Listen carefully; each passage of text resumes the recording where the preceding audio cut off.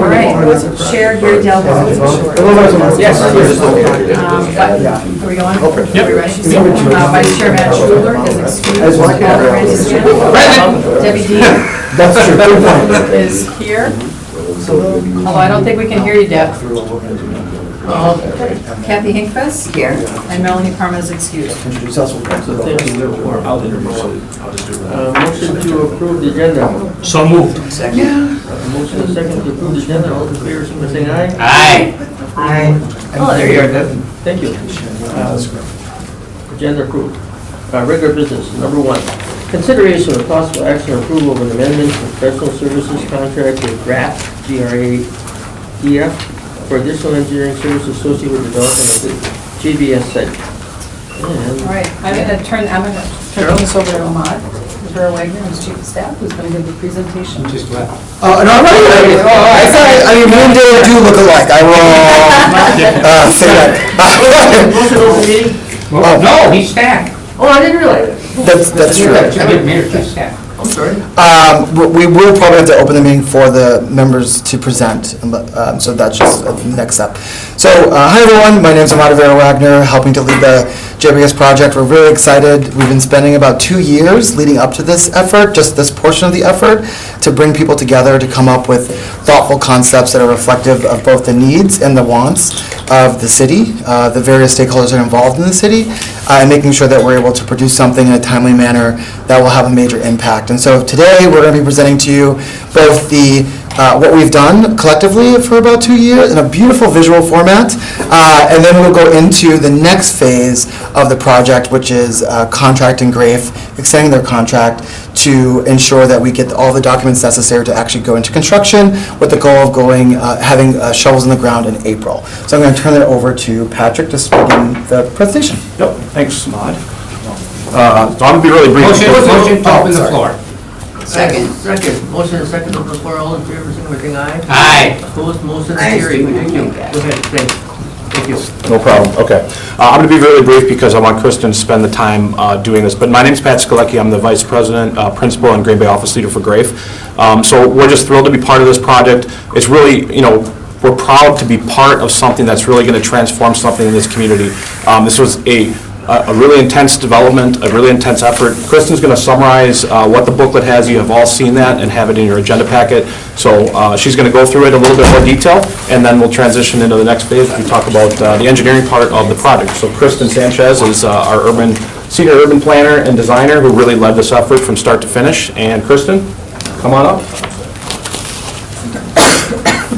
Hello, thank you for having us today. Kristen Sanchez, and I am a senior urban designer with GRAF. We have offices all over the country, but I live right here in Green Bay. I was born here, raised here, moved away for a while. I'm back. And so this is a really special project to me personally because this is my hometown. So what we want to do today is just go through a little bit of how we got here and a little bit more about what's actually on this proposed for being developed on the site itself. So go ahead and go to the first slide. So where the site is, to familiarize you all, the site is on the east side. It's really on the far southeast corner of the city. It's actually abutting the Village of Bellevue boundary. It's just a block off of Main, and it's, I guess you would say, behind the east side Walmart back entrance on Guns Road.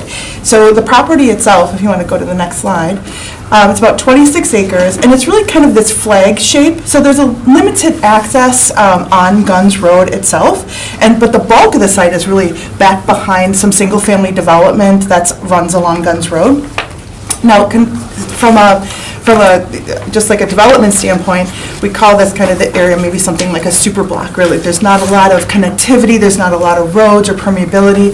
The neighborhood to the north on Imperial Lane, there's really just 2 cul-de-sacs on that road. There's not a lot of, again, access and circulation throughout this whole area. We have a couple signalized intersections, one on Lime Kiln, but the others are on Main itself and not on Guns Road. We do have some existing trails which are really nice nice that connect the Imperial Pride neighborhood and Imperial Lane, VT Pride Park, which you see at the north end of the screen, connect it through the Croc Center, and then out to Lime Kiln. And actually, that's a bike and ped facility that actually connects the neighborhood to jobs at JBS, and that's used for that purpose as well as recreational uses. Now, the site itself, I said, is about 26 acres, but not all of it has full development potential. The green that you see on the far west end of the site is actually wetlands. The kind of periwinkle light purple stripe that you see through there, those are actually ATC overhead transmission lines. So there's limited development in both of those areas. So any development plan that we would come up with would need to work around and incorporate those site features into the final design. So go ahead to the next one. So we went out and talked to the community. We had a series of sessions with the community itself. We went actually on site at JBS and talked to employees. We had a multilingual approach to engagement. We had surveys in multiple languages, and we utilized visual pictorial surveys in order to elicit responses from people, what they would like to see on the site.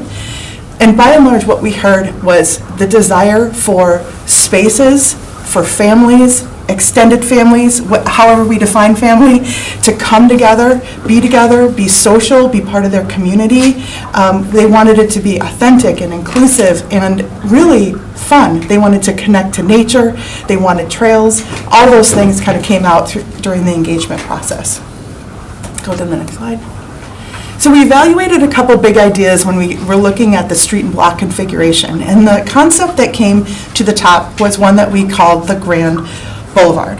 And that one incorporated a boulevard that connected Guns Road with a big gesture into the site, that led people down into the site, and terminated at another park space that had a community and event building, and the boulevard itself was designed as a series of what we call social spaces. So combining social recreation and active recreation in the design. We looked at examples of great places and great streets from around the world. We looked at Commonwealth Boulevard in Boston. We looked at La Ramblas in Barcelona. Those are the two center pictures. And we really looked at how these streets, the dimensions of these areas, how to create social spaces, recreational spaces, but also that felt human scale and right size for this type of neighborhood. So go ahead to the next slide. So we talked a little bit about the 26 acres, destination park, housing, incorporated an urban farm, but we also look beyond the site. And so it's really important, remember I said it's kind of a big super block in this area, not a lot of connectivity, some existing trails. It was really important to think about the Imperial Pride neighborhood, how Imperial Lane is really closed off. Is there a way to open that up and figure out a way to engineer a road that could go through that and connect Imperial Lane? And then also Lime Kiln and Guns Road, and thereby the further area of Maine and some of the jobs and commerce that are available to these residents off of Maine. So the kind of that light blue shade incorporates a new proposed road. So it opens up connections north and south to the site and to the greater Imperial Pride neighborhood, as well as east and west. Okay, next slide. So there's a handful of main components that we touched on so far in terms of the design. So social spaces, places for families, places for picnicking, places for grilling out, the big family barbecue, music, fun, hangout. This was by and large one of the big things that came out in the engagement. Connectivity, trails, active recreation, that was another piece that came out in the engagement, so we know that an interconnected neighborhood was really important. The urban farm component, and then also the design of the neighborhood itself. Now, we're going to go into the housing, which is on the next slide. And the idea of the street and block configuration of this site plan is that it allows for flexibility. Because one of the things that we really wanted to do is incorporate multiple options for housing. So it's envisioned that there's rental opportunities, that there's home ownership opportunities, and that the types of units that are developed would be suitable for singles, all the way to couples, families, and extended families. So the example that you see here is one option, but as the city moves forward and works with developers who will actually build these homes, the street and block configuration is connected, includes high-level bike and ped facilities, but also flexibility for developers to bring in different housing types that can work here with our market. So the concept plan itself, when it comes to the destination park, the Grand Boulevard, as we're calling it here, so this is actually what runs from Guns Road down to the base, the active zone. This is envisioned as a series of social spaces. So some of the images that you see around the boulevard were actually from the visual preference survey that we did with the community early on in the project, and some of the most liked images. And some of the things that rose to the top really were the lighting. It was amazing. I mean, as an urban designer, I understand the power of great lighting in public spaces. It's wayfinding. We experience our public realm in the dark a lot in this part of the world in Green Bay. So it's a great way to utilize placemaking, activation, as well as wayfinding. So that was really well liked by people. We incorporated that in a couple different ways at the plan. Festoon lights overhead and incorporating art and art lighting along the pathway itself. One of the things which is near and dear to my heart are the kind of modern version of the front porch swing, and those were really well liked also because this is all ages fun, right? So me with a cup of coffee, grandparents with their grandkids out on the couples hanging out, everybody gravitates towards swings like this. They're really great amenity and a place to gather. I'll go to the next slide. So at the end of the boulevard is the activity zone. So this activity zone is envisioned as a place where all ages can go out, get active, have fun, and be part of their community. So everything from zip lines to big picnic and grill areas, a splash pad. Splash pad was the #1 thing in the visual preference survey that people wanted, not a surprise. It really is, well-liked amenity. As well as activity climbing, designed hills and knolls, activity zones for climbing, zip lines, and those kind of items are on the far end there. So that's the activity zone. So that kind of walks through all of the major design elements of the plan itself, and happy to any one of us if you have questions for us. We gave it a lot of thought, and a lot of input. Yes. Sounds fun. So we're going to transition to the next portion, which is the next step in the process. And just as a reminder, this project would not be possible without funding from the federal administration, the Biden administration, Governor Evers' administration gave us, allocated us $5 million. But this also would not be possible without JBS, who gave us not only over 26 acres of land, but also $500,000. So the totality of this project, which are not costing taxpayers any dollars at this point, is $5.5 million that we have designated for this project that is made available by the various partners, public and private partners that we have brought to the table. We've also done lots of engagements for 2 years. So the other portion is that we were part of a Bloomberg Harvard initiative where we not only had engaged the community previously 2 years ago, we also created what we generally call the G40, which is about 40 group of stakeholders. And then we had a team of 8 that represented various sectors of the community and community leaders who went to New York, worked with Harvard University and Bloomberg Philanthropies to design a process. This RFP that was delivered to that Grafe was awarded for this first portion was a community design, one of the first times that we've ever had a group of public, private, and community leaders design the RFP process, and this is a result from that first portion of that. So this is one of the most dynamic project proposals that we've ever done in the city of Green Bay, and very proud of all the people who've made this possible, and obviously the mayor whose leadership allowed for the land to even be donated to the city of Green Bay. So we're incredibly excited. So the next portion, there should be something in your packet, which is the scope of work. We're going to discuss the next stage of this. So this was the concept design. The next stage is the construction and utility road design, which will lead to us to having construction ready or shovels in the ground in April. So I'll have Patrick come up. Do we have to open up the floor again, or was it never closed? Okay. So it's still open. Does everyone actually have the scope of work either in it should be in your packet, but does anyone need an electronic copy? I mean, a paper copy? I'm happy to get them before we get started. Which document? Yeah. It should say scope of work in your electronic packet, but sure you want to show it to them? If not, how about this? I'll just make copies for everybody.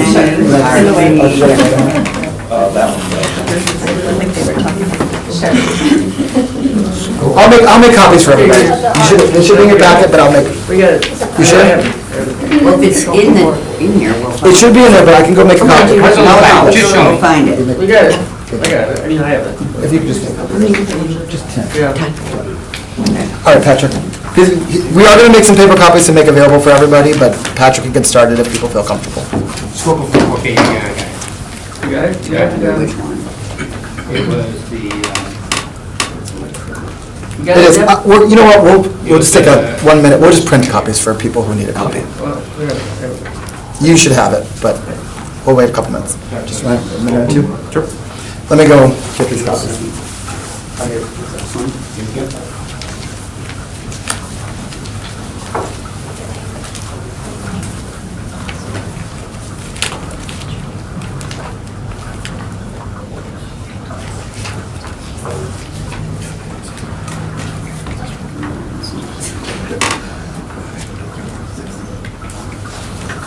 so when you put in your cold coffee, hazelnut,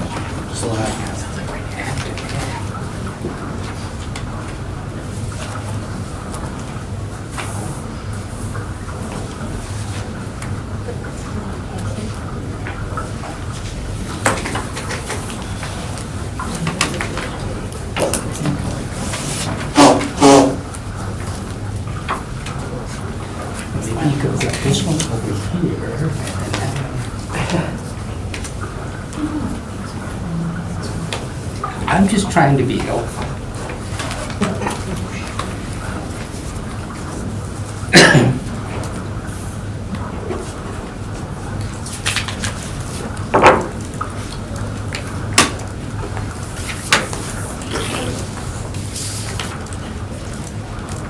No, I went in the same room.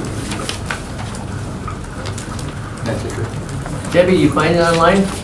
Good. There you go. Debbie did. Well, let's just move on. It's kind of- This is fun.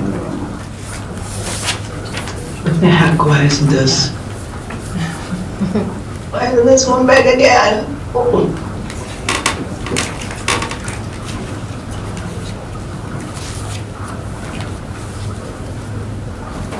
yeah. So you're from something new, or is that? So it's Yeah. going to the Yeah, but we attachment. don't, it doesn't come with the I'm map, looking. but it comes with the scope. There's one It that doesn't have a come up map, at but all. it starts with the first page. Yeah, that's one part of it. Really? I forgot that. Yep. Except the no pictures. Okay, that's weird. Yeah, Maybe I'm, attach maybe the I don't. Yeah, see, I don't, the one you said to put up, I don't have that. Number one is, it says scope of work, right? Well,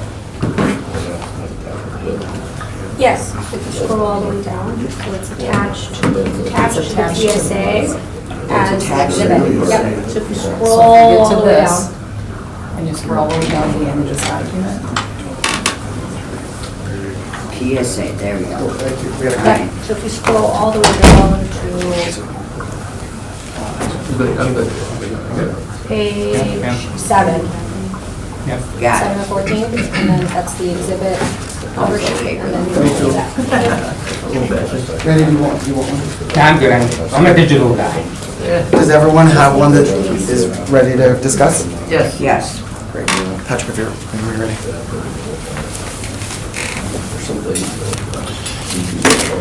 Okay, so hopefully everybody's got it in front of them now, and can kind of look at it as we talk a little bit, and we can ask questions, or if you have questions as I get through this. But I want to just summarize some of the main points so you understand a little bit how we're tackling this. Now, of course, the request for quotes was submitted to us that had a very detailed scope of work. This project really entails, in some ways, 6 separate sub-projects because we have VT Pride Park, we have the Destination Playground, we have the Destination Boulevard, Grand Boulevard, I should say. We have the community building, we have the urban farm, and then we have the roadway and utility project. So if you really look at this project in its entirety, there's really about 6 sub-projects within it. So it's a significant amount of work, and we're talking about everything from initial due diligence, which includes wetland delineations, geotechnical engineering, platting, topographic surveys.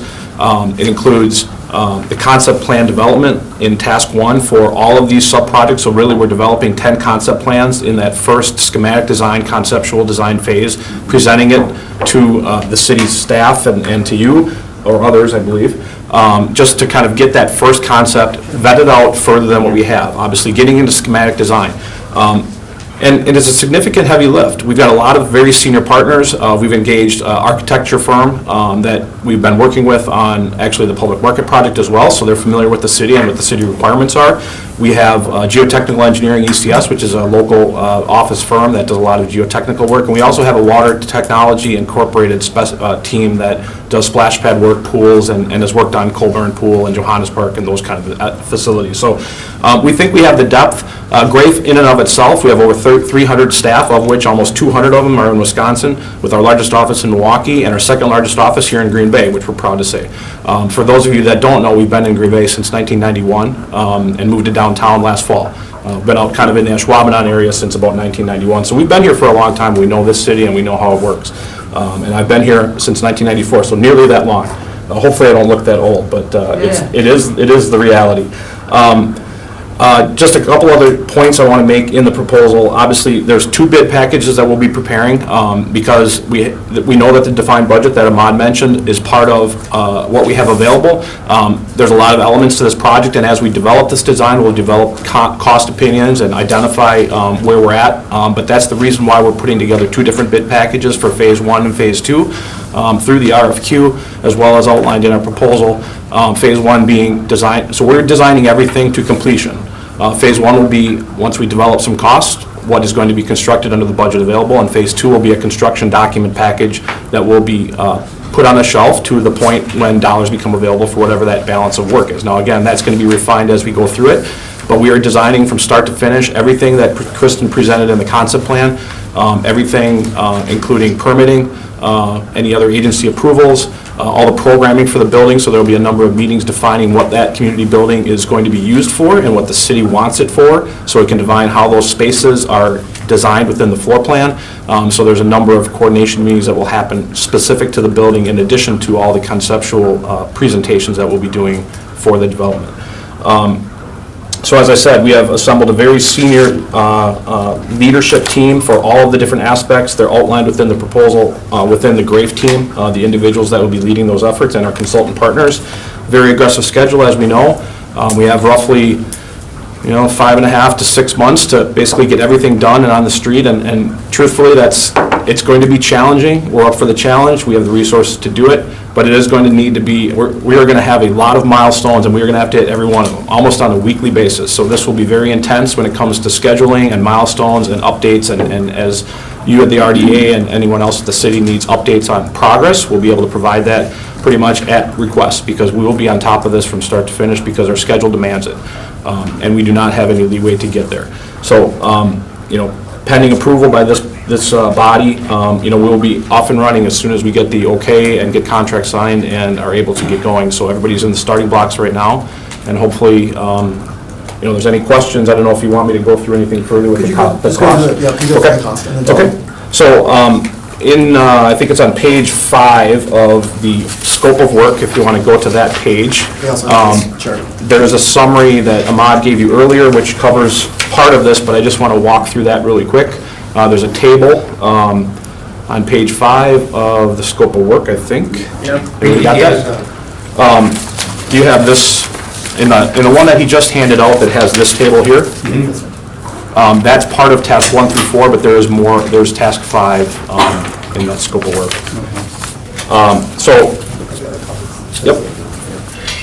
Yep. Those gentlemen have it. I think. Yep. That page right there. Okay. So what we've defined, and again, this follows the way that the request for quotes was outlined. There's really 5 tasks. Task 1 through 4 really deal with the parks and the community building, and task 5 deals with the roadway and utility infrastructure. So what we've done in task 1 incorporates the 10 different concepts, which includes the floor plan for the community building, and then the 4 different park elements to a schematic design and initial DD level. And that includes, again, 10 different concepts, presentations to the city, and then refining that those two concepts down to one for each one of those 5 elements. Task 2, once we get that single defined design development concept for each of those 5 elements confirmed, then we'll move into design development. That's really the effort. So the 172,800 is for those 5 concepts. Task 2, the 166,400, so that's where we start taking it and really developing engineered drawings. So we're talking about civil engineering, structural engineering as needed, landscape architecture, doing all of the geotechnical engineering and wetland delineations in that phase. We'll also be doing mechanical, electrical, plumbing, traditional architecture for the community building, again to a design development phase. And then any urban design elements that Kristen will be leading, obviously, because she's, that urban design element is really to bring everything together and really defines the whole package. So that is all included in each one of these tasks. Design development is taking it to a further refinement, and then again, another version of a cost opinion. As we refine the design, the cost opinion will be further refined and tightened down because we'll have a little better definition of what the project is. So that's the 166.4. So again, keep in mind, these are 5 different sub-projects in each one of these tasks. So you got to break it down that way. So that's how we did it, and it's really a drill down effort. And that's what you see in front of you in the breakdown that Ahmad gave you in that other sheet of paper. That shows the breakdown by park for each one of those tasks. Task 3 is a CD phase. So this is when we're preparing actual bid documents. So we're putting the final touches on the plans. We're preparing the specifications needed to build it. So that the contractors know exactly the materials and the installation methods and how we are going to be confirming that it's done right. And that will be done prior to putting the bid out on the street. Then task 4 is the bidding and construction administration phase. So again, that's going to be helping the city manage the solicitation for contractors to submit bids on this project, reviewing the bids, providing our comments and our input on those bids, helping with recommendations, then ultimately providing construction administration, which along with some of the city staff, which will be doing some of the day-to-day inspection, but we'll be out there multiple times by every single discipline. So whether it's a civil engineering element we need to review, they'll be doing site visits, whether it's landscape architecture, whether it's urban design, whether it's lighting. All of those elements and individual disciplines will be out there multiple times during that phase to support the city staff that will be doing more of the day-to-day inspections. So that's all the parks, and then 5A and 5B, the 105 and the 69.5, the reason why it's broken out into 2 pieces is because we defined within the JBS parcel, which is that L-shaped parcel that Kristen noted on the concept plan, and then at the 105-700, and that includes the topographic survey and the platting for the roadway and the lots, which will be big lots because we haven't defined, the developer will define the smaller lots, but that includes all of that effort, which is why it's a little more than 5B. 5B is all the roadways north, so that connecting road between Lime, Kiln, and Guns, and then the road from the north end of JBS parcel up to the VT Pride neighborhood into Imperial Lane. So that's in that 5B section. The reason those are different, they're both about 3,000 feet in length. The reason they're different is because the task 5A includes the survey and the platting and those kind of efforts in there. So the linear footages are about the same, but we have more upfront work to get the roadways defined in the 5A section. So when you add those up, task 1 being 172.8, task 2, the design development of the 10 or the 5 different sub-parks, if you will, in the building at 166.4. Task 3, again, taking this to construction documents ready for bids at 214. And then the task 4, which is the bidding assistance and then the construction administration efforts by all of our disciplines at 122. And then the 5A and 5B are the 2 segments of roadway, which is all the paving, curb and gutter, sewer, water, storm sewer, detention ponds, street lighting. That's all part of the 5A and the 5B efforts within that segment. So the total is 850, and again, 850,400 for everything. And again, this is designing everything, including the phase 1 package that's going to be built based on the budget, and then the phase 2 package, which will be ready to be bid when those additional funds, whatever those are, become available. But defining what's in those 2 packages will happen as we develop the cost opinions further and really have a drill down. By the time we get into the CD phase, we'll know which ones are going to be going in phase 1 and which ones are going to be designed, put on the shelf, and then bid later in phase 2. So hopefully that didn't bore you to death, but there's a lot of detail in here. It's a lengthy outline. There's a lot of within this scope of work. After the first 5 pages, there's individual attachments that clarify a number of the disciplines, and the reason it's lengthy is because there's a lot of different disciplines involved in this work, a lot of different elements that need to be designed. it's all reflected in the scope of project and the scope of what we're trying to accomplish and the speed that we're trying to do it. So that's kind of my summary. If you have questions, I'm here to take them. I got a number of questions. Yes, sir. Of the 5.5 million, which is federal, state, and GBS, exactly how much has been spent and what's left? That'd be a question for Ahmad or whoever. I can answer that. Yeah, please. Approximately. So we have about 5.5. We've spent approximately 200,000 Okay. of that, so we're at 5.3. This obviously would take a large significant amount of that. And just to name, just the attachments to the funding, to be clear, one of the things that we have to do with this funding is that there is a timeline that's associated with it. So I want to be, this is similar to other types of ARPA-like dollars. This is state ARPA dollars, which means that we were originally expected to spend all of this money. None can be left on the table by the end of '24. We were able to get an extension due to the potential unforeseen circumstances of supply chain issues and things of that nature, but this money has to be spent by this point in time, and all the things that are associated are tied to it being spent, including construction, all have to be completed by 2025. The goal is actually still to meet our original goal, which is a little bit later than December 2024, or most of this project being done, but we do have until 2025. But it has to be spent, or that money is returned to the federal and state government. Okay. Tight timelines, at least. Cheryl, who's actually bird dogging this for the city and the RDA? Is it Ahmad or is it? Okay, this. Yep, Ahmad's our point on this Okay. project, yeah. So you're a bird dog. You got it. That's right. That's right. Well, and these have been reviewed by Parks Department, Public Works staff. We've taken a look at these. It's, you know what, you look at it and you're like, oh my God, that's a scary number, but if you look, we usually take these individually to get. Right, this is Right, it. and this is, it's all like in one big scoop, get it done, and it's a fast timeline, so. And just to echo on that, just the shipyard, which is probably the most similar project that we have here, while there are very different elements, its original planning document was around 800,000. It ultimately ended up being at 1.2 for shipyard. Again, it's not exactly the same, but we have a level of complexity in size here. So for us to be able to get all of these things done in the time period that we're looking at is well within the market. And then we obviously had this reviewed by DPW, who felt that everything was not only above board, but this is exactly the type of things and what it would cost. We are putting this all together so that we can have an expedited timeline, Right. and the goal being to meet both the funding deadlines, but also give room and space for us to actually get the construction completed. And so we are excited that we've been able to get this much done this fast. A typical project of this size would probably take much longer, and I feel very confident that with Grave we should be able to keep our timeline going. Cheryl, you touched on this, so the key departments that are working, helping out with is Parks and Public Works, I would guess, and so they're committed? And our department as well, yeah, Yeah. this is a city project. Okay. We all have to be, all hands on deck. Yep.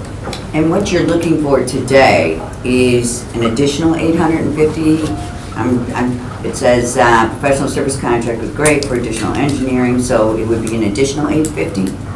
Correct. The current contract that we have with the city is for the conceptual development and that Right. booklet that we just presented. So that included all the public engagement we did, multiple meetings and engagements with the JBS staff, with the community over in VT Pride neighborhood. All the G40 stakeholders were involved in that. So that was that So first you effort. need this yes. to move forward? Yes. Got it. Yes.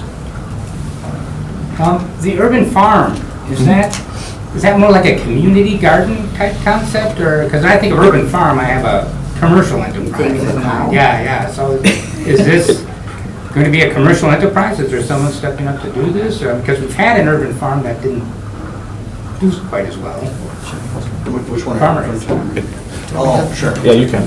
So, Yes, the urban farm is meant to be a multi-functioning space. We are currently working with NWTC and other leaders in urban agriculture. So the urban farm is really, there's an urban barn. We're literally calling it the barn. It's going to be like a multimodal center. So the goal would be that, yes, food and urban food design and ecosystem is the goal of it, but it will be something that will have classrooms where people can take adult ed classes or university classes. It will be a place where there will be offices that people will be able to use.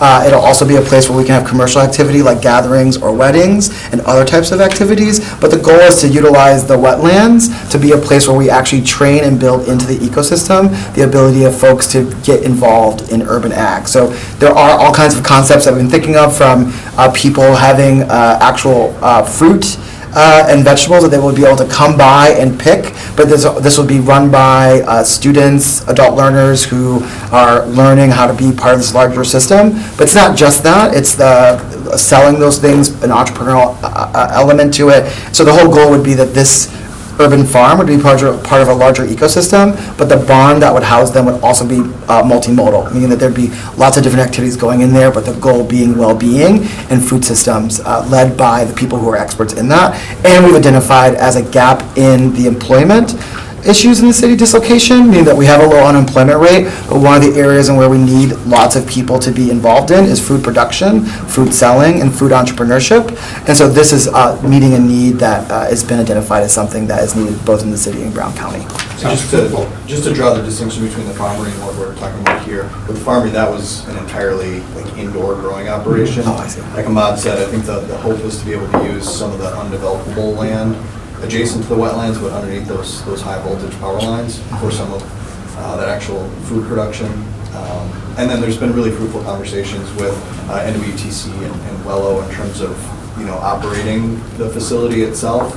I think if we're going to have the Grand Boulevard and the destination playground, you need a shelter and bathrooms anyway, so it's going to sort of function as that shelter and providing bathrooms to those that are utilizing the park, but also the hope is to offer the additional programs. So it's really a much bigger design than just for the neighborhood, it's for the city. Right.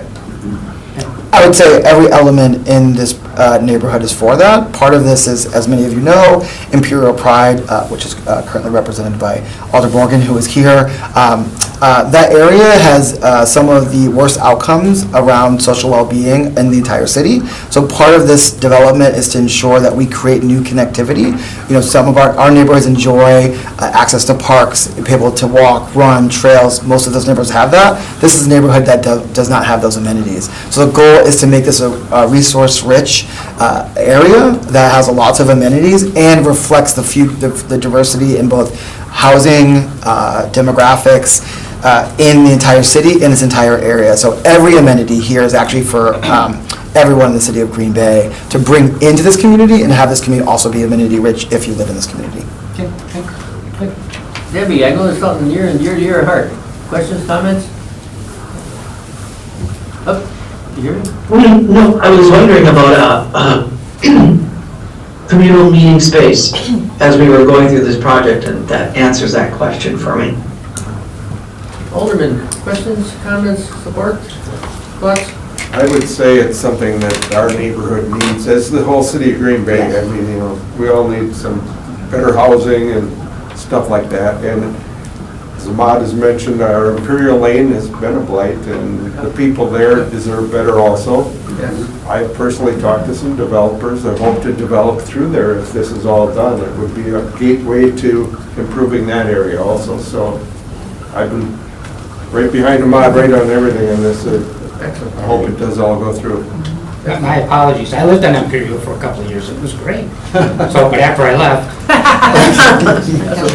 Sorry. I have to admit, I have 40 years of law enforcement experience. Imperial Lane was a place you didn't want to be at for a while. Yes, please. Well, I lived up over the hill, at my dad's location on Lilac, and we always called that area the projects as it was developing along the way there. I think Bader, I think, was like the only developed lane in there. All those businesses weren't there. Well, this is a project, so I guess it's gonna live up to its kind of name, how you call it all when you're kids, So, I think it's gonna be a big improvement. I think JBS has done a really good job with the stink, the smell, the employment, and the development along the area there to kind of save that neighborhood. I mean, when my dad's house was built, everything up to Denver Lane was undeveloped. And that was a lower income development place back then, whatever, Fannie Mae, whatever, where you could get your loans back then. I forgot what the name of it was, but that enabled my dad and raised a huge family. There was 100 kids on that street back in those days. So You know, I think it's well needed in that area, you know, it is, been sitting there vacant, I don't know where all the deer are gonna go, but, you know.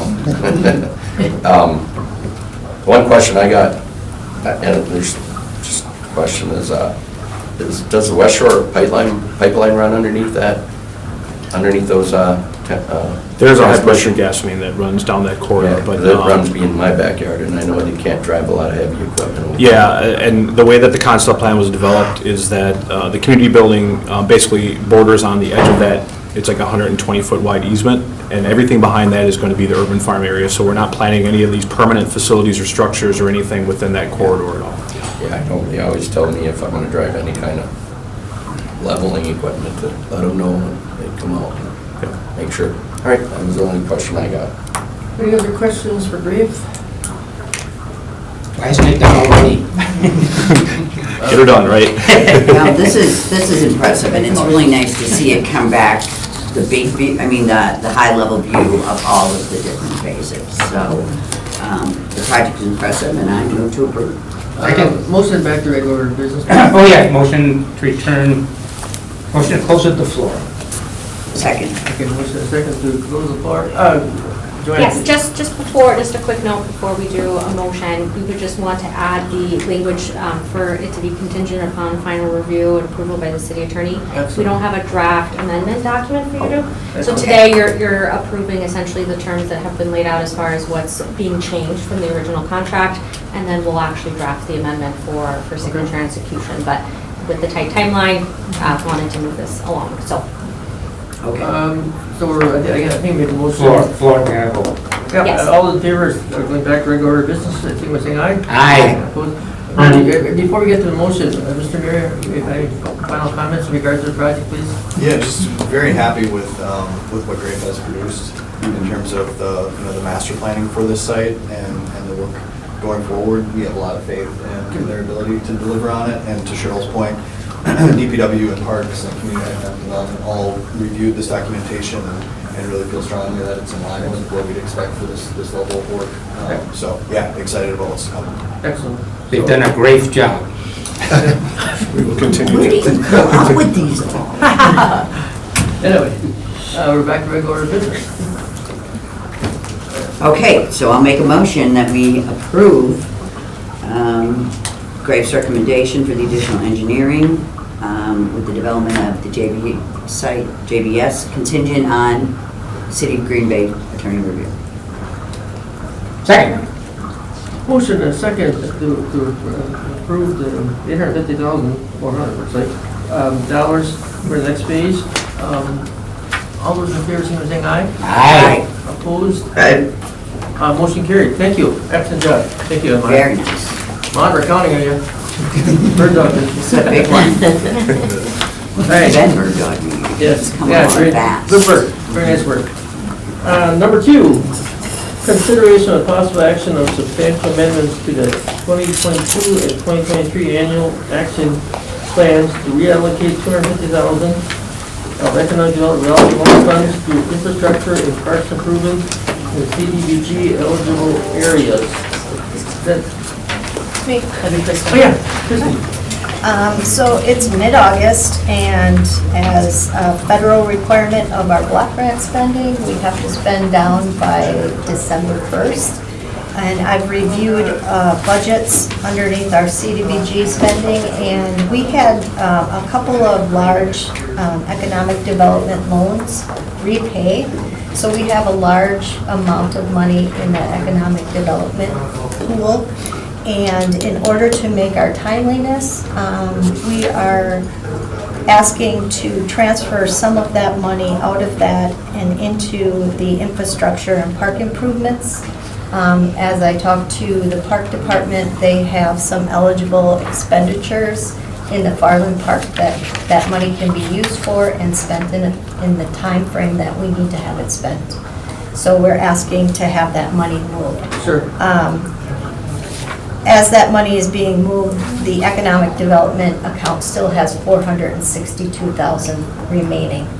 In the revolving loan fund? In the revolving loan fund. Okay. So we still have a substantial amount in that revolving loan fund for upcoming loans that are coming through Sure. the pipeline. Wendy, in general, could you give us an update on activity in the revolving loan fund? I mean, is there, definitely, Sure. We have 3 loans applications that are in the works right now. The 2 that would happen this year prior to the timeliness requirement is about $300,000. So we'll still have something there in case something does come to fruition quickly. But then we also have another one that's probably going to fall because it's a construction project.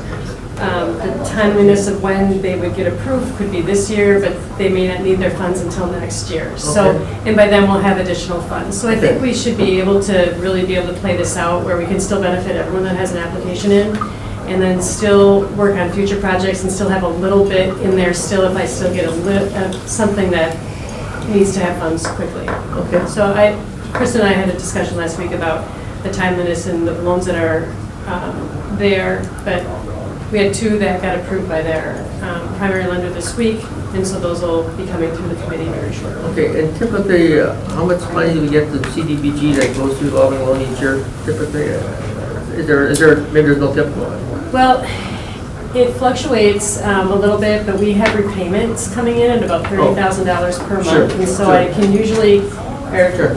so in 2 or 3 months, I can Yeah. always usually get another loan to happen. So there's also a repayment factor in there Bottom line is that support, yeah. I didn't mention on the first conversation. Okay. Yeah, I think we should be fine. I think we have enough money coming in, and then we also get our annual amount. Yep. And so I really feel that this is a good cash flow scenario, so we should be fine. Excellent, thank you. All right, thank you. Thank you. Questions, comments in regard to the request? If not, I'll entertain a motion. Can I say? Yeah, please, please. Well, as a chair, assistant chair of the Parks Committee, you know, we whittled this down, and I think it was a really great example of, you know, this project started, 16 years ago. Just giving a little recap to you guys.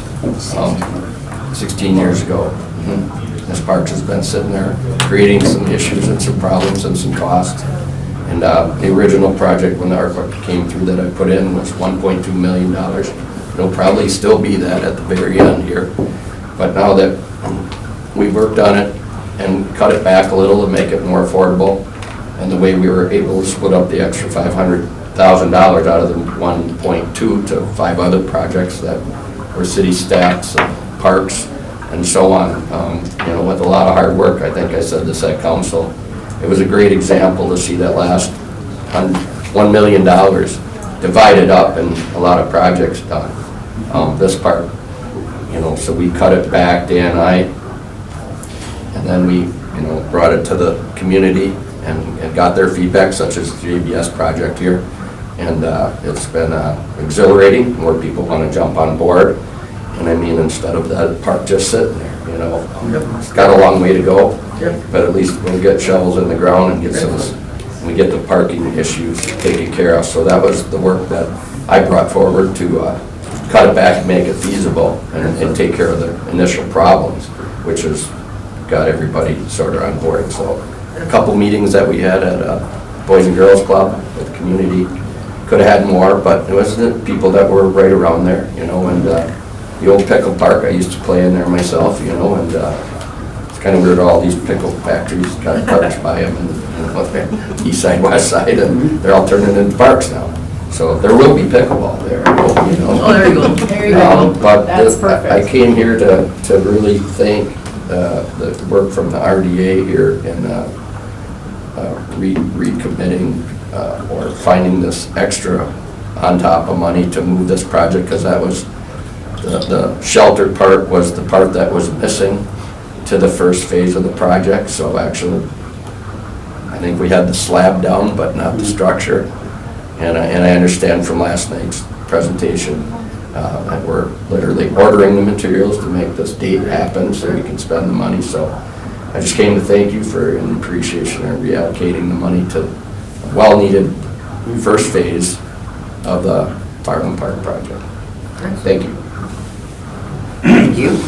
And Alderman, is there a motion? Is there a second? I do have one. Okay, please. And I'm not sure if it'd be this one or 3, that the shelter Is that, I mean, we've had, shelters have been an issue for parks for a while, and as far as, bathroom facilities and keeping them open, how do we see this new shelter, are we going to be able to keep those? Well, this will be an open shelter, so it'll be accessible anytime the park is open. Okay. And then the restroom building will be a separate facility, like from the All right. shelter, the open shelter. So that will just be unlocking as we're able to, kind of like our other parks, so. But the existing restrooms are not ADA accessible, and it would be very costly to renovate that building, and so it kind of makes more sense maybe just to start new. Plus, the location of the existing restroom isn't as desirable as the proposed location, so. Okay. Probably a good plan. So just to add to that, in the works of the whole thing, and Dan and I sitting down, paper and pencil was, the most expensive part is restrooms, and being ADA at $650,000 on the 1.2.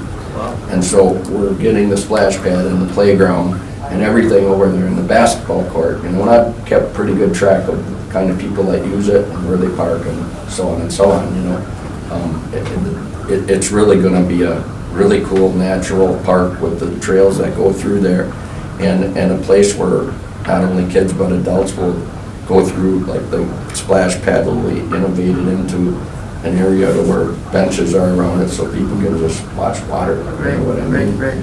No casinos or nothing, but so this shelter is taking a temporary place within design of the permanent ADA shelter, but all the plumbing will already all be there, so it's going to knock off a big chunk of the final plan, right? Sounds like you guys put a lot of thought into this. It's great. Back and forth, but we needed to make it work and get this project on its way to give it some hope. 16 years is a long time for a park. Yeah, and we need to continuously invest and develop. It's a better life when you have good parks. Motion. And I second it. Second. Any questions or comments in regard to the motion? Second. If not, all those in favor of the motion, signify by saying aye. Aye. Opposed? Aye. Thank you, Deb. Motion carried. Thank you. Number 3, consideration of possible action on pre-approval to award the purchase of a pre-engineered restroom with open shelter for Farland to allow qualified bidder with CDBG funding not to exceed $250. Obviously related to number 2. Yeah, so this is just asking for pre-approval.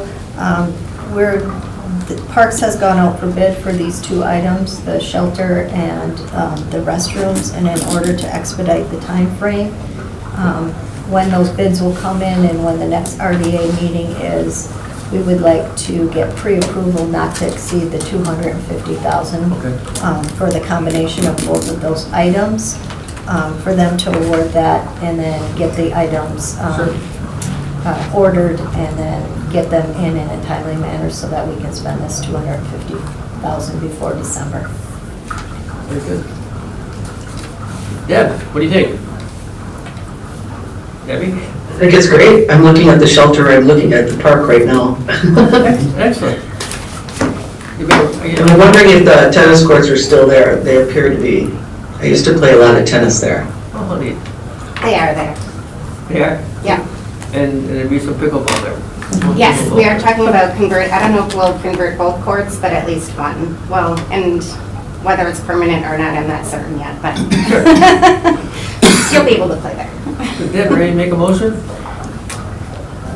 Are you ready, Debbie, ready to make a motion? I just tried to get you involved over there. Deb? Oh, Do you ask me to? yeah, please. Yes.